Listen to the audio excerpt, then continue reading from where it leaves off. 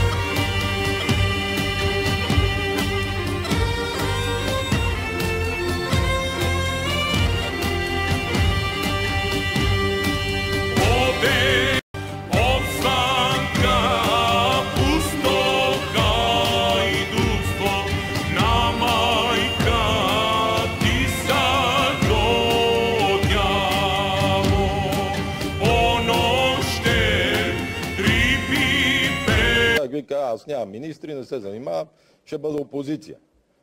Само че когато гласувахме Конституцията, си говорихме как 10 години ще бъдем един блок.